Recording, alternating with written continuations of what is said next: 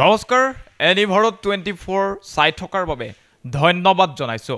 সমগ্ৰ অসমবাসী ৰাইজক ভোগৰ উৎসৱ ভোগালীৰ অলেখ উজুত শুভকামনা জনাইছো আৰু দেখা পোৱা গৈছে যে কেইটামান দিন বাকি আছে ঐতিহাসিক মুহূৰ্তৰ সাক্ষী হ'ব সমগ্ৰ দেশবাসী লগতে বিশ্ববাসী কিয়নো দীৰ্ঘদিনৰ যি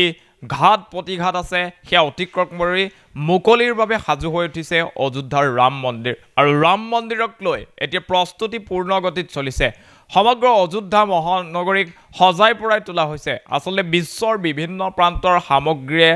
জাকজমকতাৰে সজাই তোলা হৈছে ৰাম মন্দিৰৰ চৌপাশ লগতে অযোধ্যা নগৰী তাৰ সমান্তৰালভাৱে কেন্দ্ৰীয় চৰকাৰো কিন্তু সাজু হৈ উঠিছে ইতিমধ্যে সকলোৱে গম পায় যে সমগ্ৰ দেশত 1000খনকৈ বিনামূলীয়া ট্ৰেইনৰ ব্যৱস্থা কৰিছে যিকেইখন ট্ৰেইনত গৈ আপুনি ৰাম মন্দিৰ বিনামূলীয়াকৈ দৰ্শন কৰিব পাৰিব লাখ লাখ দৰ্শনাৰ্থীক সাজুৰ বাবেও ইতিমধ্যে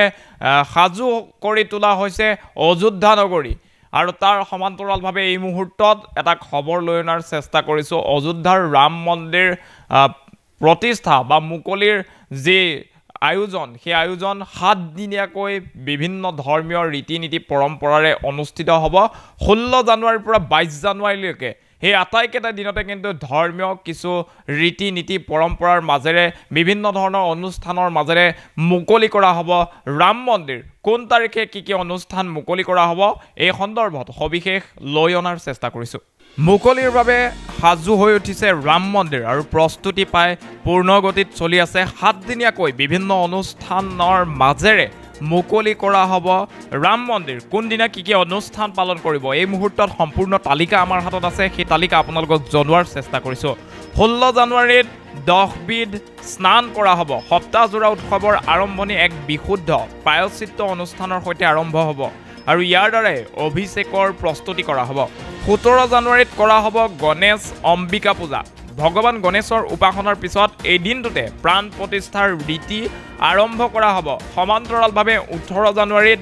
বৰুণ পূজা কৰা হ'ব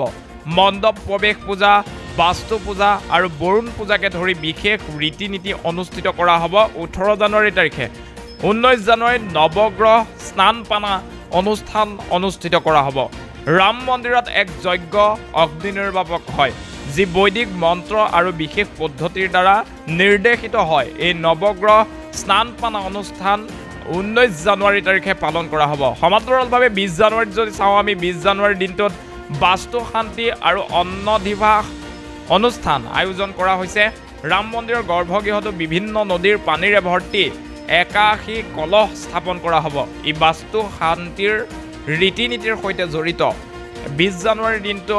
অতিকৈ উল্লেখনীয় কিয়নো 20 জানুৱাৰীৰ দিনটোতে বাস্তু শান্তি আৰু অন্নধিবাস অনুষ্ঠানৰ আয়োজন কৰা হৈছে আৰু এই অনুষ্ঠানত ৰাম মন্দিৰৰ গৰ্ভগৃহত 81টা কলহ বিভিন্ন প্ৰান্তৰ পৰা আচলতে বিভিন্ন নদীৰ পৰা অনা 81টা কলহৰ পানী তাত প্ৰতিষ্ঠা কৰা হ'ব আৰু তাৰ সমান্তৰালভাৱে 21 জানুৱাৰীৰ দিনা কিন্তু ছায়োধিবা এই অনুষ্ঠানৰ আয়োজন কৰা হৈছে ৰামলালাক এই পবিত্ৰ দিনটোত যজ্ঞ ৰীতি নীতিৰ প্ৰদৰ্শন তথা আধ্যাত্মিক পৰিৱেশৰ মাজেৰে স্থান কৰোৱা হ'ব উল্লেখনীয় দিন 21 জানুৱাৰীৰ দিনটো কিয়নো 21 জানুৱাৰীৰ দিনটো ছায়োধিবা পালন কৰা হ'ব এই দিনটোত ৰামলালাক যি ৰামৰ প্ৰতিমূৰ্তি আছে সেই ৰামৰ প্ৰতিমূৰ্তিক স্নান কৰোৱা হ'ব লগতে 22 জানুৱাৰীৰ দিনটো অতিকৈ গুৰুত্বপূৰ্ণ কিয়নো সেই দিনটোতে ৰাম মন্দিৰ আনুষ্ঠানিকভাৱে দৰ্শনাৰ্থীৰ বাবে মুকলি হ'ব আৰু সেই দিনটো ৰামলালাৰ উপাসনা আৰু অভিনৱতা অনুষ্ঠান আয়োজন কৰা হৈছে এই পবিত্ৰ দিনটোত শুভ মৃগাশিৰা নক্ষত্ৰৰ সৈতে সংগতি ৰাখি ৰামলালাৰ অভিষেক অনুষ্ঠান সম্পন্ন হ'ব আৰু তাৰ পাছতে দৰ্শনাৰ্থীৰ কাৰণে মুকলি হৈ পৰিব ৰাম মন্দিৰক লৈ বিভিন্ন ধৰণৰ বিবাদ আছিল উচ্চতম ন্যায়ালয় পৰ্যন্ত গৈছিল বছৰ বছৰ ধৰি সেই গোচৰ চলি আছিল তাৰ পাছতে ৰায়দান দিয়া হৈছিল যে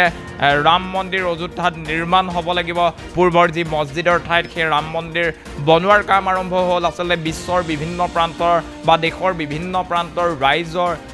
তাৰ প্ৰতি সদ্ভাৱ দেখুৱালে ৰাইজে অৰিহণা আগবঢ়ালে তাৰ পাছতে সম্পূৰ্ণ হৈ উঠিছে প্ৰায় ৰাম মন্দিৰ অযোধ্যাৰ ৰাম মন্দিৰ আৰু 22 তাৰিখে আনুষ্ঠানিকভাৱে দৰ্শনাৰ্থীৰ বাবে মুকলিৰ বাবে সম্পূৰ্ণ যুঁজা সম্পন্ন হৈ উঠিছে আৰু তাৰ প্ৰাক্ষণত এই মুহূৰ্তত আমি জনাই আছোঁ যে 7 দিনীয়াকৈ বিভিন্ন ধৰ্মীয় ৰীতি নীতি পৰম্পৰাৰে 7 দিনীয়াকৈ সেই মুকলি অনুষ্ঠানৰ বিশাল আয়োজন কৰা হৈছে অযোধ্যাত আৰু 16 জানুৱাৰীৰ পৰা 22 জানুৱাৰীলৈকে প্ৰত্যেকটো দিনেই কিন্তু খুবেই গুৰুত্বপূৰ্ণ প্ৰত্যেকটো দিনাই কিন্তু নিৰ্দিষ্ট কিছু ৰীতি নীতি পূজা অৰ্চনা কৰা হ'ব আৰু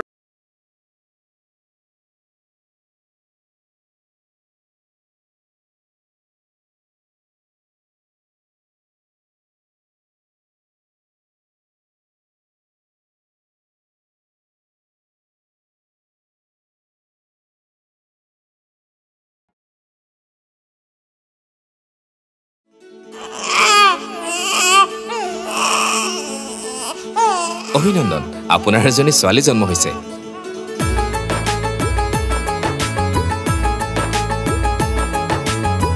লাহি পাহিয়ে